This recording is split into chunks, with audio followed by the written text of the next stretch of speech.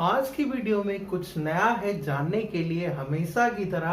तो चलिए स्टार्ट करते हैं। बात करेंगे मल्टीमीटर की। मल्टी का मीटर होता है बहुत सारे, और मीटर यानी कि मापन यंत्र। अलग अलग तरह की कंपनियों के मल्टीमीटर मार्केट में अवेलेबल होते हैं, लेकिन तरीका तो सामान्य ही होता है ना। तो आज की वीडियो में बात करेंगे मल्टीमीटर के बारे में। Hello dear student, this is Aman sir and you are watching technical preparation. तो मैं लेकर के आया हूं ये मल्टीमीटर और इसकी संपूर्ण जानकारी देने वाला हूं। कैसे ये अलग अलग वोल्टेज को नापता है, इसका दूसरा नाम क्या होता है और ये कैसे कार्य करता है, इससे क्या क्या सावधानी रखनी चाहिए, तो इन चीजों के बारे में जानकारी लेंगे हम। तो चलिए स्टार्ट करते हैं आज का वीडियो। तो सबसे पहले मैं आपको इसकी कुछ बेसिक डिटेल्स बता देता हूं। यहाँ पर मैं आपको मल्टीमीटर की कुछ बेसिक जानकारी दे देता हूं।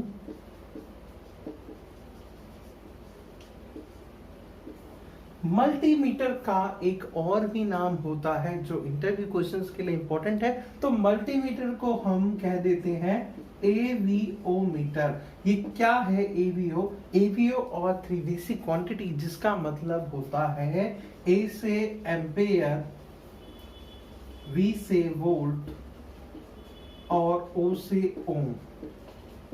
बिजली की तो जान है ये। अगर आप इलेक्ट्रिकल इंजीनियरिंग है तो ये आपके लिए ब्रह्मा विष्णु महेश है। मैं पहले भी बता चुका हूं। एम्पेयर यानी कि करंट जिससे नापते हैं, और वोल्ट जो है जो वोल्टेज को नापते हैं, और ओम यानी कि रेजिस्टेंस प्रतिरोधक नापने की इकाई होती है। और ये इतना ही नहीं, दोनों अलग अलग मात्रक जैसे कि AC अलग और DC अलग। तो यहाँ पर मीटर में कुछ स्पेसिफिकेशंस दिए होते हैं, जिसमें कुछ ऐसा सिंबल होता है और कुछ ऐसा सिंबल होता है। अगर सिंबल ऐसा है, इसका मतलब वो DC है, दिष्ट धारा के मात्रक को नापने के लिए बनाया गया है, चाहे वो वोल्टेज हो या फिर वो एम्पियर हो। तो अभी आपको मैं ये सारी जानकारी डिटेल में चेक करा के बताऊंगा। और अगर सिंबल ऐसा है तो इसका मतलब वह AC के मात्रक को नापने के लिए बनाया हुआ है, चाहे वह वोल्टेज हो या चाहे करंट हो। और ओम का सिंबल भी उस पर बना रहता है, जो कि आप सभी को पता है। तो इन तीनों चीजों को कैसे नापते हैं, क्या करते हैं, वो अभी हम देखने वाले हैं। कोई दिक्कत वाली बात नहीं है, बस आपको कंटेंट को स्किप नहीं करना है, अच्छे से देखना है, अच्छे से समझना है। प्रॉब्लम के लिए टेक्निकल सपोर्ट रेडी है, कोई प्रॉब्लम नहीं है। एक विशेष जानकारी मैं आपको बता देना चाहता हूं कि प्रैक्टिकल करते समय विशेष ध्यान दें। जिनको बिजली की जानकारी नहीं है वो इस प्रैक्टिकल को ना दोहराएं, क्योंकि यह खतरनाक हो सकता है। तो देखते हैं, ये है मेरे पास डिजिटल मल्टीमीटर, और इसमें जो है काफ़ी तरह की कंपनियां काफ़ी सारे मल्टीमीटर्स बनाती हैं। और याद रहे कि आप जिस डिब्बे को फेंक देते हैं उसके अंदर एक यूज़र मैनुअल भी होता है, जिसमें सारी चीज़ें जो है पॉइंट टू पॉइंट बताई जाती है, जो कि काफ़ी काम की होती है। ऐसा नहीं है कि वो बकवास के लिए या मतलब ऐसे ही लिखी हो, तो उसे काफ़ी ध्यान से मतलब देखना चाहिए। जैसा कि मैं आपको बता दूं कि सारी की सारी स्पेसिफिकेशन इस डिब्बे में दी गई है, जिसकी मैक्सिमम रेंज 600 वोल्टेज है, और एम्पेयर वगैरह 10 एम्पेयर लास्ट है, चाहे AC हो चाहे DC हो। तो यहाँ पर ये सारी स्पेसिफिकेशन है। तो चलिए देखते हैं कैसा रहने वाला है आज का प्रैक्टिकल। इसे बोलते हैं कनेक्टिंग लीड, जो कि डिफरेंट कलर्स में आती है, जिसका अलग अलग पॉइंटर होता है। एक मीटर के साथ कनेक्ट होता है और एक हमें टेस्टिंग पॉइंट पे लगाना होता है। ये जो हमारी पिन टाइप की होती है, ये हमारे लगती है टर्मिनल्स पे, और ये जो इसकी कनेक्शन लीड होती है ये कनेक्ट होती है मल्टीमीटर में, जो कि रेड और ब्लैक सेपरेट कलर में आया होता है। और यहाँ तक कि इतना ही नहीं, लीड के ऊपर भी स्पेसिफिकेशन लिखा होता है कि इसका सपोर्टेड वोल्टेज कितना है या यह कितना करंट ले सकती है। तो ये थी कुछ मेन जानकारी। अब चलिए इसका प्रैक्टिकल स्टार्ट कर देते हैं। देखिए, यहाँ पे आपको मैं एक बात बताना चाहूँगा। किसी भी मल्टीमीटर में, ये जो मेरे हाथ में आप मल्टीमीटर देख रहे हैं, चाहे कैसा भी मल्टीमीटर हो, ऑन ऑफ बटन होता है। वैसे तो इसमें डायरेक्ट ये पॉइंटर ही बना हुआ है, रोटरी स्विच, जो काम करेगा। तो यहाँ पर मेन चीज़ जो समझने वाली है, ये 3 डॉट्स, 1 2 और 3, ये 3 कनेक्टर है, एक ब्लैक कलर का है और 2 रेड के हैं। किसी भी कंडीशन में ब्लैक वाली लीड हमेशा ब्लैक वाले सॉकेट में ही लगेगी, क्योंकि आपको एक प्रॉपर इंफॉर्मेशन दी गई है कि ये कॉमन है, यानी कि अर्थिंग है जो कि न्यूट्रल का काम आपका करती है या सर्किट पूरा करने का काम करती है। तो अब आती है बारी रेड वाले की। ये भेदभाव क्यों भाई, एक ये अलग से दे रखा है, एक ये अलग से दे रखा है, तो यहाँ पर इसका कुछ अपना एक मीनिंग है। देखिए यहाँ पर ये जो सबसे ऊपर वाला जो सॉकेट है, इसमें लिखा हुआ है 10 एम्पेयर मैक्सिमम। ये देखिए 10 एम्पेयर मैक्सिमम लिखा हुआ है ना, तो ये जो हमारा सॉकेट है, ये सॉकेट है 10 एम्पेयर के लिए। आपको मल्टीमीटर की सारी जानकारी बारीकी से समझनी होगी, नहीं तो यह जो है अच्छे से आपको प्रयोग में नहीं आ पाएगा और एक तरह से खतरनाक भी हो सकता है, क्योंकि हाई वोल्टेज पे नुकसान भी कर सकता है। और देखिए इसका मैक्सिमम वोल्टेज है ना 600 वोल्टेज AC। वोल्ट मीटर के साथ सिंबल बना हुआ है, यानी कि वोल्ट मीटर ये AC वोल्टेज के लिए है। एम्पेयर के साथ सिंबल बना हुआ है, यानी कि ये जो एम्पेयर है आपका ये DC के लिए है। और ये ग्रीन कलर में आपका रेजिस्टेंस के लिए बना हुआ है। फिर यहाँ पे वोल्टेज DC के लिए। अभी मैं आपको बारी बारी से वोल्टेज और करंट चेक कराता हूँ। ये येलो सा क्या दे रखा है भाई, ये फूल पत्ती सा क्यों बना रखा है? नहीं, एक्चुअली बात क्या है कि ये जो आपका येलो वाला जो सॉकेट है NP एंड NP, ये बेसिकली दिया हुआ है ट्रांजिस्टर्स के लिए। ट्रांजिस्टर की मैनेजमेंट या फिर उसकी जो भी मेजरमेंट है वो आपको ये जो है शो करेगा अकॉर्डिंग टू रेजिस्टेंस ओम में होती है ना, तो ये डायरेक्ट टर्मिनल्स आप उसके कनेक्ट कर सकते हैं। इस मल्टीमीटर के अंदर वार्निंग लिखी हुई है जो कि काफ़ी इंपॉर्टेंट है। तो इसमें लिखा हुआ है to avoid electrical shock remove testing lead before opening case, to prevent fire install fuse with ampere volt rating shown. यानी कि इसमें फ्यूज की रेटिंग दिखा रखी है 250 मिली एम्पेयर और 250 वोल्ट। तो ये जो है इसके साथ फ्यूज इंस्टॉल करना पड़ता है। और इसमें 9 वोल्ट की एक बैटरी लगती है जो कि आपको पता होगा, ये आपने कभी ना कभी देखी होगी। तो ये सारी जानकारी ऐसा ही नहीं लिखी होती, किसी ना किसी काम से रिलेटेड होती है जो हमें यूज़ में लेनी होती है, और बिना इसके हम आगे नहीं बढ़ सकते। चलिए एक महत्वपूर्ण जानकारी मैं और आपको बताना चाहूँगा कि जैसे कि हमने ये टेस्टिंग लीड जो है हमारी, अब हम क्या करेंगे, सबसे पहले कुछ वोल्टेज की रीडिंग लेंगे। तो मैं यहाँ पर लगाऊंगा नॉर्मल वोल्टेज वाले में, वोल्टेज ओम मीटर एम्पेयर। तो यहाँ पर मैं इसे कनेक्ट कर देता हूँ वोल्टेज में। और याद रहे कि इस लीड को हमेशा प्रॉपर कनेक्ट करना होता है। अगर ये लीड सही से कनेक्ट नहीं हुई तो ये एरर भी शो कर सकती है, या हो सकता है रीडिंग सही भी ना करे।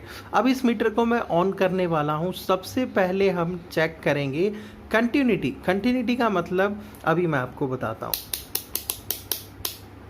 तो ये मैंने इसका पॉइंटर जो एरो वाला है वो यहाँ पर सेट किया है। ये स्पीकर का सिग्नल कुछ बना हुआ है बीप टाइप का। तो चेक करते हैं। ये रही इसकी पॉजिटिव लीड, सुलझा लो भाई इसको। ये रही इसकी पॉजिटिव लीड और ये रही इसकी नेगेटिव लीड। तो ऐसी आवाज़ें निकाल रहा है। तो ये खेलने के लिए नहीं होता भैया, ये होता है कंटिन्यूटी टेस्टिंग के लिए। किसके लिए होता है? कंटिन्यूटी टेस्टिंग के लिए। अब ये कहाँ काम आएगा, तो चलिए मैं आपको बता देता हूँ। जैसे कोई भी हमारे पास एक केबल है, ये एक केबल है, मैं ये चेक करना चाहता हूँ, पावर कॉर्ड बोलते हैं इसे, या कोई भी वायर हो, मैं इसे चेक करना चाहता हूँ कि ये है सही या नहीं, या कोई इसमें प्रॉब्लम तो नहीं हो गई है। हो सकता है कहीं वायर टूट गई हो जिससे सर्किट ना पूरा हो रहा हो। तो बारी बारी से मैं इसके एक टर्मिनल पे लगाऊंगा, और जो है यहाँ पर ये 3 टर्मिनल है, यहाँ भी 3 टर्मिनल है। अब इसको मैं चेक करूँगा तो ये देखते हैं बीप करेगा या नहीं करेगा।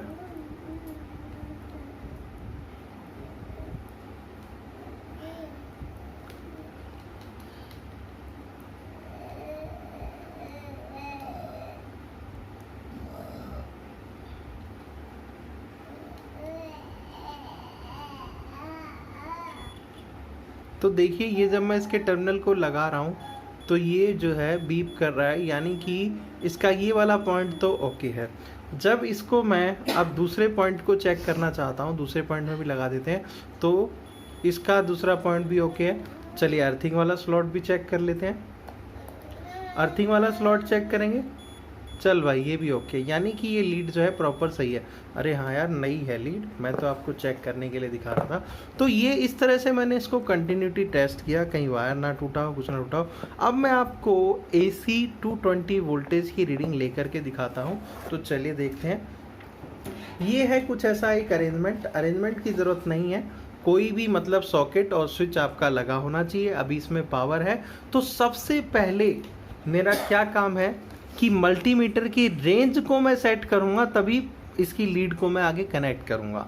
ऐसा नहीं है कि पहले लीड कनेक्ट कर दिया और फिर इसको घुमाए जा रहे हैं, ये खतरनाक हो सकता है। तो आपको ध्यान रखना है। देखिए मेरी लीड सेपरेट रखी हुई है यहाँ पर, और मैं अब इसे जो है पहले रेंज को सेट करूंगा। लीड मेरी सेपरेट है, अब पहले मैं रेंज को सेट करूंगा। तो यहाँ पर AC वोल्टेज नाप रहे हैं 200 वोल्ट AC और 600 वोल्ट AC।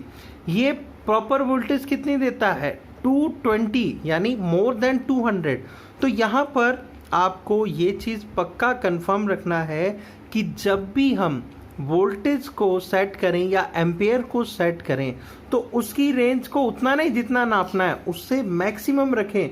तो यहाँ पर मैं 600 वोल्टेज रख दूंगा, क्योंकि आपको पता होगा कि जो AC वोल्टेज होता है वो क्या करता है, वो वेरिएशन लेता है, मतलब बदलता रहता है। अभी जैसे मैं यहाँ पे कनेक्ट करूँगा तो सिंगल रीडिंग नहीं दिखाएगा, वो कभी वेरिएशन लेता रहेगा, घटता बढ़ता रहेगा। तो चलिए मैं यहाँ पर आप सॉकेट में लगाने वाला हूँ।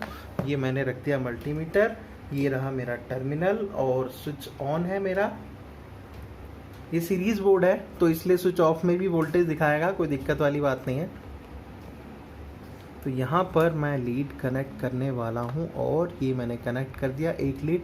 दूसरी लीड को जब कनेक्ट करूँगा तो वो क्या दिखा रहा है, तो यहाँ पर आप देख सकते हैं कि ये वोल्टेज की वेरिएशन चल रही है 2, 10, 11, 12 जो भी है, क्योंकि जो है मैंने आपको इसीलिए कहा था कि हमेशा वोल्टेज रेंज आपको बढ़ा के रखनी है।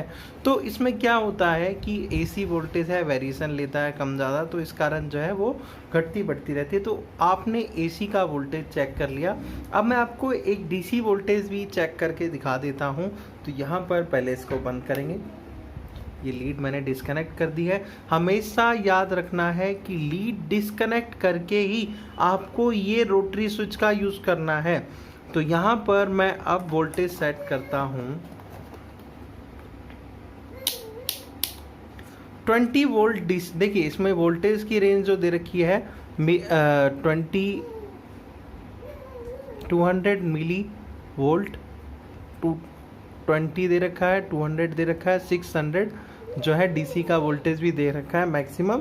तो ये आपको जो है रेंज चेक करके अच्छे से इसको सेट करना है। और फिर मैंने अभी 20 वोल्ट DC पर सेट कर रखा है। तो यहाँ पर मैं एक DC का सोर्स लगा देता हूँ।